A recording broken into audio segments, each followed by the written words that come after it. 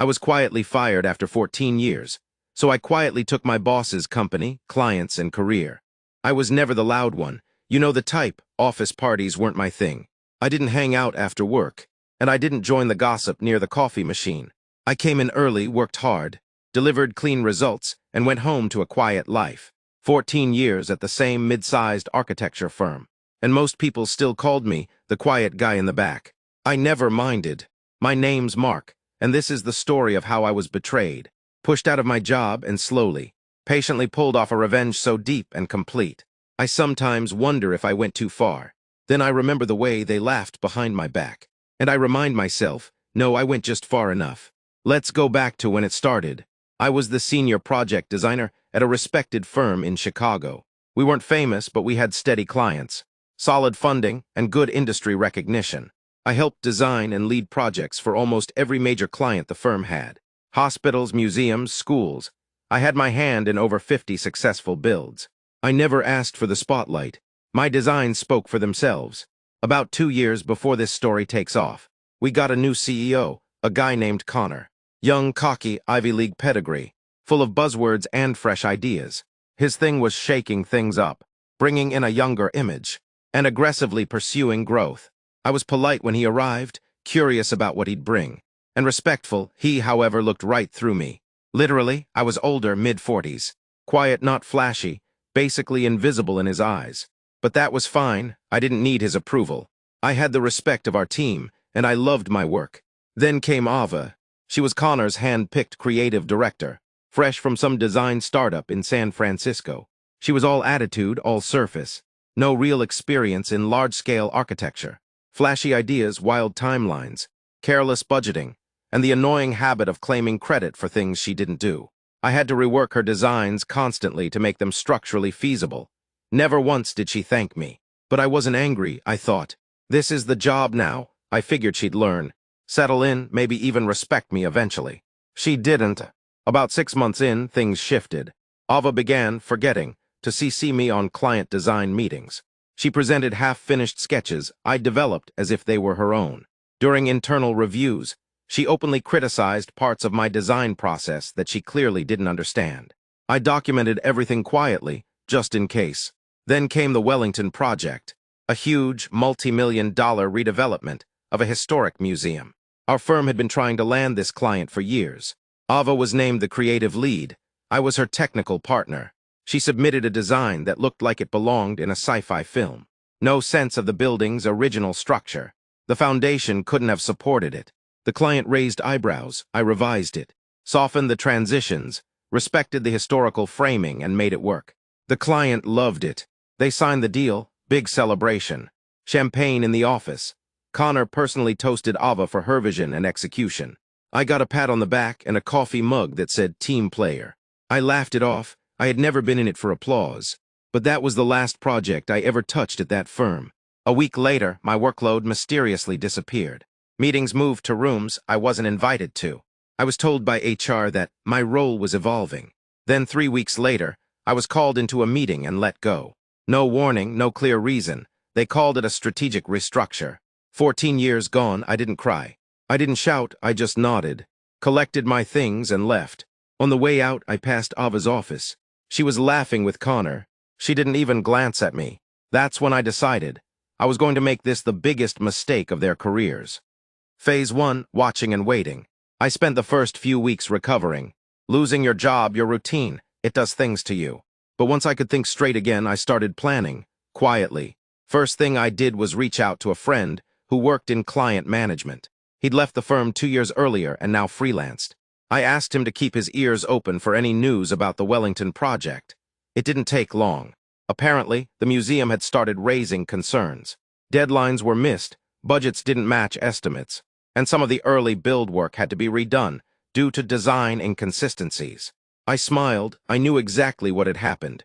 Ava had gone back to her original sketch-heavy concept and discarded my revisions, the ones that made the structure actually work. I did some digging. Through open records and industry gossip, I found out that 3 of our firm's long-term clients had quietly started shopping for new design partners. I made a list of all the active projects the firm had under Ava's leadership. I started tracking progress, client feedback, and changes. I knew I couldn't go in guns blazing.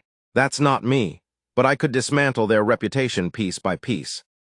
Phase 2, planting seeds. I created a new LLC, just me at first. I called it Greyland Design Studio. Clean, minimal website. I didn't advertise much. Instead, I started reconnecting with former clients I had good relationships with, off the record. I never bashed my old firm. I simply said, I'm working independently now.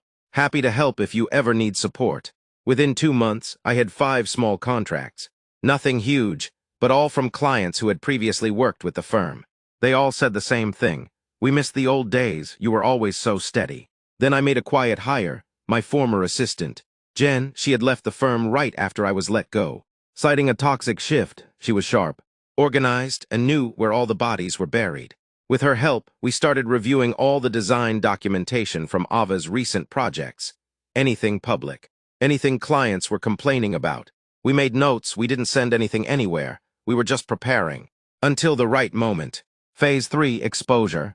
The breaking point came with the Wellington project again. A client-side architect I used to work with reached out to me. Frustrated, he said their build had been delayed for the 3rd time due to design failures. I asked if he could send over the designs being used now. He did. They were Ava's original plans, the ones I had marked as structurally unsafe. She had reverted the entire thing. I compared them to the version we'd submitted to get the deal. They were completely different. I told him plainly, these changes are not just risky, they're dangerous. I didn't have to do anything more. The museum ordered a third-party inspection. Construction was halted. My old firm was suddenly under professional review. That was just the beginning. I sent a well-documented, professional packet to the National Architectural Licensing Board, detailing Ava's conduct, along with annotated proof of design negligence, stolen credit, and falsified reports, all anonymous but very thorough. Then I contacted 3 former clients, ones I had worked on personally, but Ava had later claimed as her own designs in her portfolio. I showed them documentation proving the timeline didn't match. One of them, a state university, removed my old firm from consideration for a new campus wing. I didn't even ask them to, they said. If she lied about this, what else is she lying about? Then I published a detailed article on a respected architecture blog, under my name titled, Invisible Designers, Why Credit Matters in Architecture. It never named names, but insiders knew exactly who I was talking about. The fallout, the firm's name started appearing less and less in industry publications. 2 major clients pulled out. Ava's license was flagged for review. Connor issued a public statement about internal restructuring again. And me. Well, that was just the beginning. Phase 4, the kill shot. By the time their reputation started to wobble, I had already poached 4 of their minor clients. Quietly, cleanly, I never made offers, I let them come to me. My little firm had grown into a 10-person team. Fully remote, we were efficient, honest and careful, and I kept everything focused on quality, no flashy nonsense. But now it was time to go after the crown jewel, Wellington. The museum's board had quietly fired the project manager, and Ava was placed on design probation. She could no longer sign off on any new builds until an investigation was complete. Connor had begun to panic, publicly distancing himself from her. He even reached out to former employees to return in consulting roles. I declined. Then I pitched a redesign to the museum. I didn't do it aggressively. I sent them a respectful letter, attached to a revised version of my original structural design, along with a summary of my firm's new team and capacity. They bit hard. Within 2 weeks, I had a contract. The museum released a press statement. We've chosen to continue with a trusted, independent designer familiar with the project's original vision. Connor lost it. I know because a former colleague sent me a screenshot of his internal email calling me a traitor with a vendetta. He was half right, but I wasn't done. The final piece came a month later. Remember how I said Ava submitted my old designs as hers? Well, one of those projects had won an industry award. Guess who was on the judging panel for the same award next year? That's right, me. The board asked me to speak at the event, and I did. I gave a speech called Authenticity in Modern Architecture. It was calm, professional, and absolutely surgical. I spoke about the importance of accurate representation, proper credit, and structural ethics.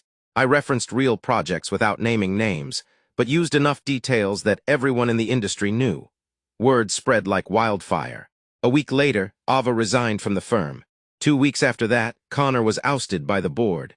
The firm still exists, but it's a shadow of what it was. The quiet victory. It's been 2 years now. My firm has grown into one of the most respected boutique studios in the region. We don't advertise, we don't have influencers. We get work through word of mouth. I walk into rooms now and people know who I am, not because I shout, but because I built something that lasts. Do I feel guilty? Sometimes, but then I remember the laughter as I walked out of that office. I remember the 14 years of loyalty erased with a spreadsheet. And I smile, because revenge wasn't loud. It was precise.